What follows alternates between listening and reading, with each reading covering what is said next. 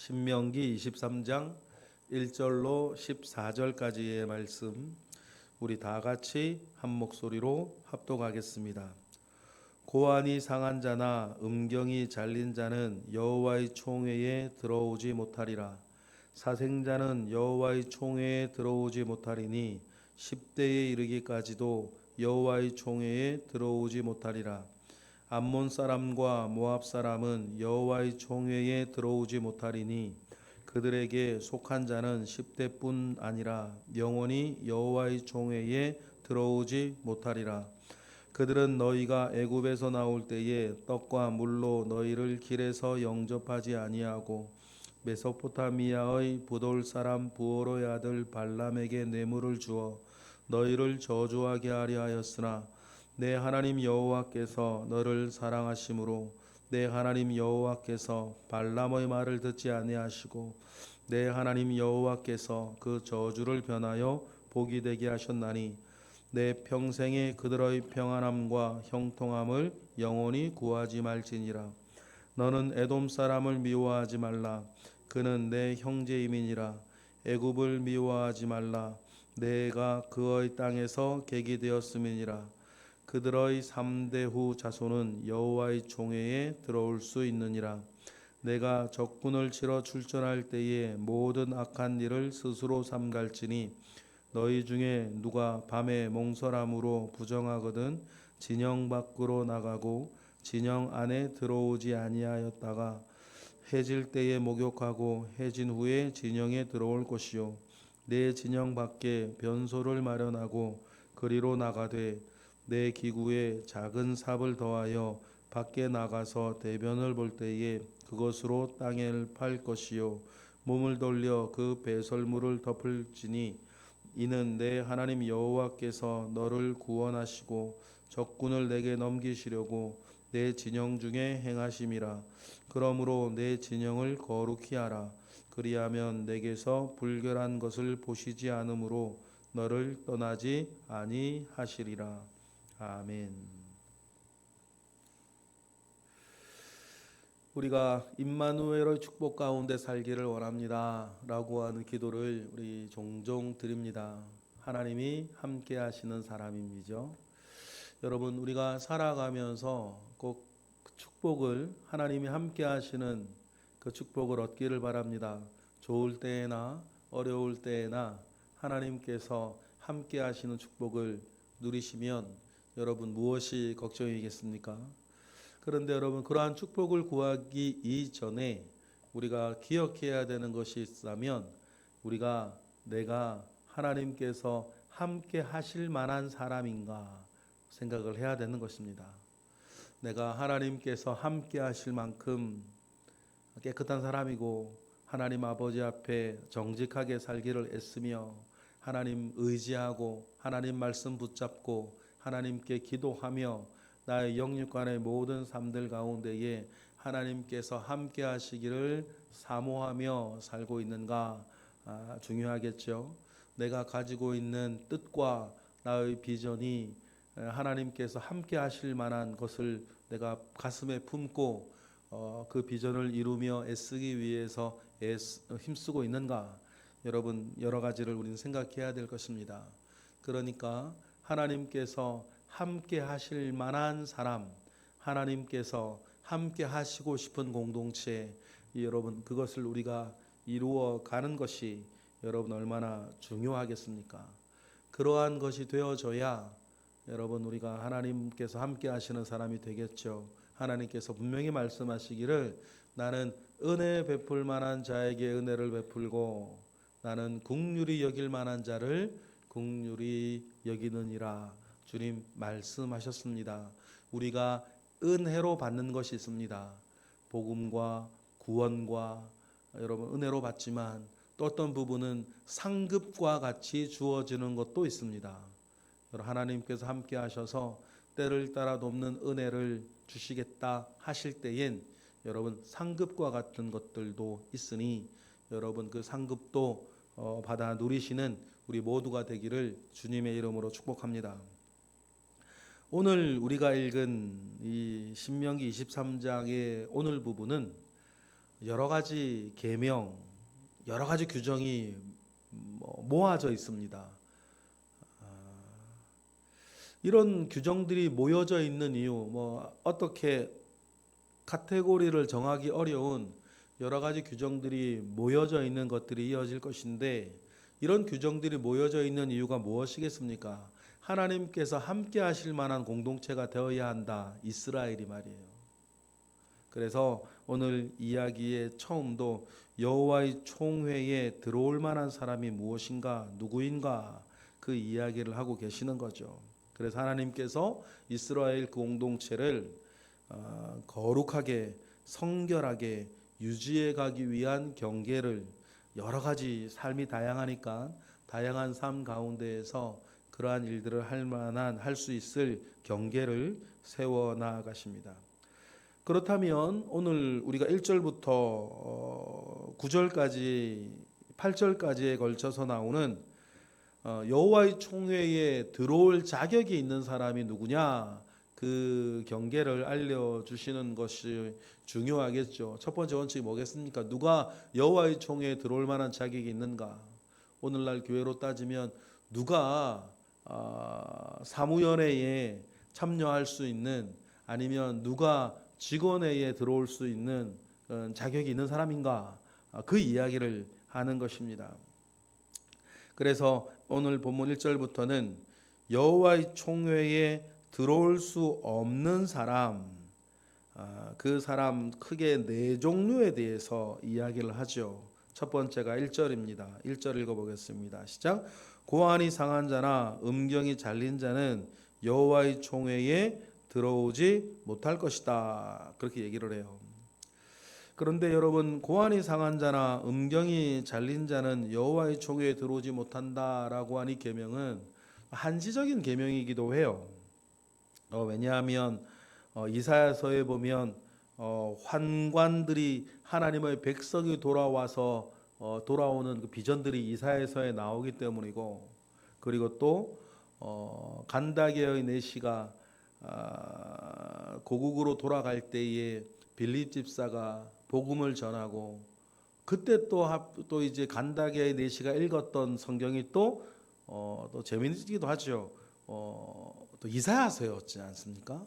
그래서 빌립 집사가 세례를 주어서 북아프리카 일대에 복음이 맨 처음에 전해질 수 있는 전진 기지와 같은 역할을 했던 일들을 우리가 기억을 하면 1절에 이 계명은 한시적인 계명인 것 같다는 생각이 일단 들고, 그리고 또 고안이 상한 자나 음경이 잘린 자가 품고 있는 의미도 조금 있어요. 이것이 이교의 어떤 풍습이기도 하고, 이것이 또 트랜스젠더의 성전환과 관련된 어떤 동성애자들은 옛날부터 있었단 말이에요. 그래서 요즘도 보면 이상한 단어가 좀 들리기 시작하는데, 남성, 여성, 그리고 그 사이에 간성, 그래서 이런 얘기를 또 좀 쓰기 시작하는 것 같아요. 간성이다. 그러면 이런 우리나라에 그래 간성자가 8,600명 정도가 있다, 이런 얘기가 있는 것 같아요. 이런 것처럼 이런 류의 어떤 이야기들은 오늘만 있었던 건 아니고, 오늘은 그들이 자기들을 인정해 달라고 정치적으로 이제 압박을 하는 것이 더 큰 문제가 되는 것이고, 이런 류의 이야기들은 사실 고대로부터 있었던 이야기들이었기 때문에 1절은 이교 풍습과 성전환을 하고자 하는 그런 사람들을 말하는 거죠. 그런 사람들에 대해서 뭐랍니까? 여호와의 총회에 들어오지 못할 것이다. 그리고 2절에도 또 한 사람이 나옵니다. 2절에 사생자죠. 2절 읽어보겠습니다. 시작. 사생자는 여호와의 총회에 들어오지 못하리니 10대에 이르기까지도 여호와의 총회에 들어오지 못하리라. 적극적으로 해석을 하면 10대까지 들어오지 못하는 것이 사생자인데, 우리나라 특별히 번역할 단어가 마땅치 않아서 사생자라 이렇게 표현을 했는데, 우리가 알고 있는 그 사생자는 아니에요. 정확한 의미로 이 사생자의 단어, 이 사생자란 단어가 성경에 2번밖에 쓰이지 않고, 성경에 많이 쓰이는다는 그 용례가 왜 중요하냐면 이 고대 언어가 어떤 의미로 쓰여지는지를 정확히 알기 위해서는 성경의 여러 가지 군데에 쓰이면 이런 때에 이런 걸 쓰는구나라고 이렇게 우리가 알 수 있는데 이 사생자라고 하는 단어는 성경에도 두 번밖에 나오지 않고 이스라엘의 다른 어떤 문헌들에도 많이 나오는 단어가 아니라 이 단어가 정확하게 어떤 의미를 품고 있는 단어인지는 확실치 않아요. 그런데 이제 그러면 우리가 이럴 때에는 유대교의 전통을 따라서 이렇게 이 단어가 어떤 단어인가 알 수 있는데 탈무드에 보면 이 사생자라고 하는 단어를 어떤 의미로 쓰냐면 근친상간에 의해 태어난 아이를 이 단어를 쓸 때가 있어요. 그러니까 여기서 말하는 사생자는 단순하게 이렇게 엄마 없이 아빠 없이 그런 얘기가 아니고 근친상간에 의해서 태어난 사람 이런 의미로 탈무드에 등장을 자주 하고 그 다음에 유대의 다른 정통들을 좀 찾아보면 창기가 낳은 아이를 요 단어를 쓸 때가 있어요. 그러니까 이제 창기가 낳은 아이라고 하는 건 무슨 의미냐면 아버지가 누군지 모르는 창기는 뭐 아시다시피 여러 뭐 어떤 불특정 다수와 어떤 그런 성행위를 했던 사람이기 때문에 누군지 아버지가 누군지 알 수 없는 그 창기가 낳은 아들을 이야기할 때 이런 단어를 쓰는데 이와 같은 그런 이런 사생자들에 대해서는 여호와의 종회에 들어오지 못하는데 적극적으로 해석을 하면 10대까지 들어오지 못한다. 10대까지는 들어오지 못할 것이다. 이야기를 하십니다. 그리고 영원히 들어오지 못하는 두 민족이 있는데 3절이죠. 3절 읽어보겠습니다. 시작. 암몬 사람과 모압 사람은 여호와의 총회에 들어오지 못하리니 그들에게 속한 자는 10대뿐 아니라 영원히 여호와의 총회에 들어오지 못하리라. 이 계명도 성경 전체를 놓고 보면 한시적인 계명이죠.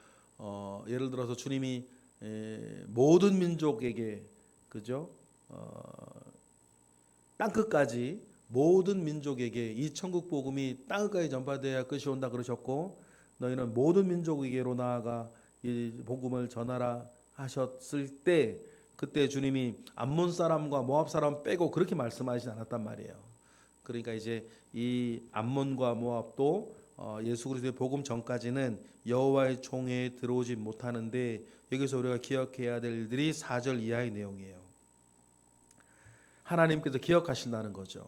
왜 하나님께서 영원히 암몬 사람과 모압 사람을 여호와의 총회에 들어오지 못할 것이다 라고 이야기를 하셨습니까? 발람의 사건을 기억하기 때문이고 바알보올의 사건을 기억하기 때문이에요. 그리고 또 뭡니까? 그들은 이스라엘 백성들이 땅을 돌아가겠다라고 했을 때에 그들은 이스라엘을 선대하지도 않았습니다. 여러분 하나님은 이처럼 기억하세요. 여러분 이걸 우리가 이걸 잊으면 안 됩니다. 우리 좋은 일이나 실수한 거나 뭐라도 하나님은 기억하세요. 여러분 우리가 구원을 이야기하고 은혜를 이야기할 때 우리는 믿음으로 나아갑니다. 그죠? 하나님께 우리가 들고 나아갈 것은 믿음밖에 없습니다. 우리는 믿음 가지고 나아가고 우리에게 오시는 하나님 뭐 들고 오세요? 기억 가지고 오시는 거예요. 여기 굉장히 중요해요. 여러분 명심하셔야 돼요. 우리는 믿음을 가지고 하나님께 가고 하나님은 기억을 가지고 우리에게 오신단 말이에요. 그러면 중요한 게 뭡니까? 하나님의 기억 가운데 나는 누구냐는 거예요. 그 기억은 어느 날 갑자기 팍 생기는 게 아니고 아무 의미 없어 보이는 오늘 하루하루의 살들이 막 지나갈 때에 그 모든 언행심사에서 나는 하나님께 어떤 사람으로 기억되느냐가 중요해요. 그러니까 다시 한번 우리는 믿음 가지고 가고 하나님은 기억 가지고 오신다. 그럴 때 하나님의 기억 가운데 나는 평생에 어떤 사람이었냐, 어떤 마음을 가지고 살았고 어떤 말을 했으며 어떤 행동을 했고 복음과 교회와 성도와 목회자들과 그 모든 일들에 대해서 난 어떻게 그들을 대하며 살아왔었는지가 여러분 차곡차곡 누구의 기억 가운데 쌓이는 거예요? 하나님의 기억 가운데 쌓이는 거예요. 그러니 난 마음대로 살다가 죽기 전에 예수 믿겠습니다. 뭐 그렇게 말하는 사람 아무것도 모르는 사람. 그게 되지도 않을 뿐더러 그러면 하나님의 기억 가운데 그 사람 누구예요 도대체? 어떤 사람이겠어요? 오늘 본문에 나온 것처럼 암몬 사람과 모압 사람이 여러분 여호와의 총회에 들어오지 못할 것이다 라고 하는 그 말씀 가운데에 우리는 우리 스스로를 돌아봐야 하고, 심지어는 주님이 6절처럼 말씀하실 정도예요. 내 평생에 그들의 평안함과 형통함을 영원히 구하지 말아라 라고 이야기하실 정도였습니다. 그렇죠. 그런데 여러분, 이것을 선언하는 것과 개별적인 개인 가운데 적용되어지는 것은 또 다른 문제가 또 있어요. 우리가 모압 여인 룻을 기억하지 않습니까? 그렇죠. 그러니까 그 구분해서 기억하는 것도 중요하다. 그런데 7절에 보면 에돔 사람과 애굽 사람에 대해서는 3대를 이야기하세요. 7절 읽어볼까요? 시작. 너는 에돔 사람을 미워하지 말라. 그는 내 형제임이니라. 애굽 사람을 미워하지 말라. 내가 그의 땅에서 객이 되었음이니라. 하나님께서 기억하시는 게 또 뭡니까?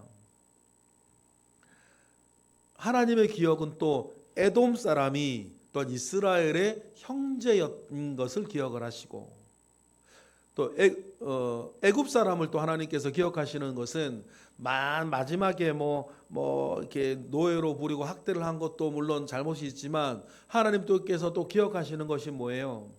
맨 처음 이스라엘에게 보금자리, 그 가뭄 가운데에 이스라엘에게 보금자리를 허락하여 주었던, 여러분 그 피난처를 제공하였던, 그 야곱 일가에게 피난처를 제공하였던 그 일도 주님 기억하시는 거예요. 그러니 여러분, 하나님께서는 좋은 일에서나 어려운 나쁜 일에도 하나님은 기억하고 계신다라고 하는 것을 여러분 생각하셔야 됩니다. 오늘 우리의 삶이 그렇게 다스려 나가야 되는 거죠.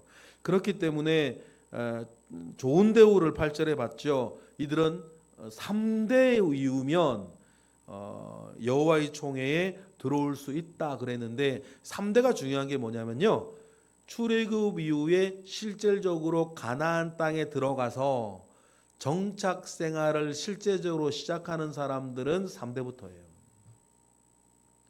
그래 하나님께서 그 3대를 이야기를 하십니다. 9절 이하에는 전쟁 중에서의 생활에 대한 이야기를 규례로 우리에게 말씀하세요. 여러 가지 전쟁 가운데에 스스로 삼가해야 될 것들에 대해서 이야기를 하시는데, 몽설하는 거나 또 그리고 몽설을 금하는 이유는 전쟁 가운데 군인들이 성행위를 하지 말 것에 대한 이야기 포함이 되겠죠.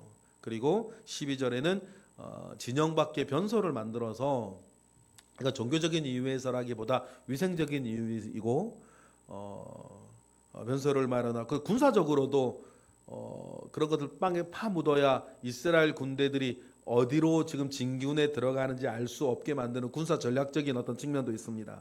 그래서 삽을 들고 가서 늘 변을 보고 묻을 것에 대해서 이야기하시죠. 그리고 이런 규정을 주는 이유를 14절에 이렇게 총체적으로 이야기를 하십니다. 14절 읽어볼까요? 시작. 이는 내 하나님 여호와께서 너를 구원하시고 적군을 내게 넘기시려고 내 진영 중에 행하심이라. 그러므로 내 진영을 거룩히 하라. 그리하면 내게서 불결한 것을 보시지 아니하심으로 너를 떠나지 아니하시리라. 중요한 건 무엇이겠습니까? 하나님께서 함께 하시는 전쟁 가운데에 이스라엘 모든 공동체가 마찬가지예요. 하나님께서 떠나지 아니하시고 하나님께서 함께 하시는 사람이 되어야 되는데, 그럼 중요한 게 뭐예요? 하나님께서 우리 가운데에 불결한 것을 보시지 않기를. 내 삶 가운데에, 내 마음 가운데에, 내 생각 가운데에, 나의 모든 삶 가운데에 하나님께서 보시기에 불결한 것이 있지 아니하도록 우리의 삶을 잘, 영육간의 삶을 건축해 나아가는 것이 중요하다. 왜 중요합니까? 하나님이 함께 하시는 사람이 되기 위해서입니다. 그래서 여러분, 우리가 부족한 건 늘 많이 있고 부족한 걸 늘 느끼지만 하나님 아버지 앞에 늘 최고의 모습을 보여드리고 하나님 아버지 앞에 최선을 다해 살며 우리의 믿음을 증명하는 삶의 열매를 하나님 아버지 앞에 늘 드러낼 수 있는 저와 여러분이 되시기를 주님의 이름으로 축복합니다. 기도하겠습니다. 할렐루야. 하나님 감사와 영광을 올려드립니다. 크신 은혜 가운데에 늘 우리와 함께 하시옵소서. 오늘 말씀처럼 하나님께서 여호와의 총회에 드릴 만한 사람을 우리에게 선을 그어 주셨습니다. 주님의 은혜가 우리 가운데 여전히 있으니 하나님께서 은혜 주실 만한 사람, 하나님께서 긍휼히 여기실 만한 사람이 되어 우리 살아갈 수 있도록 주여 은총을 더하여 주시옵소서. 크신 은혜와 능력으로 우리와 함께하기를 원하오니 하나님께서 늘 함께하실 만한 사람으로 우리 살아갈 수 있도록 늘 성령으로 이끌어 주시옵소서. 이 시간 드려지는 1000번째 예물 가운데에 주님 함께하시고 이 자리에 있는 모든 이의 얼굴을 기억하사 하나님 아버지 앞에 은혜 얻게 하시옵소서. 예수 그리스도의 이름으로 기도드렸나이다. 아멘.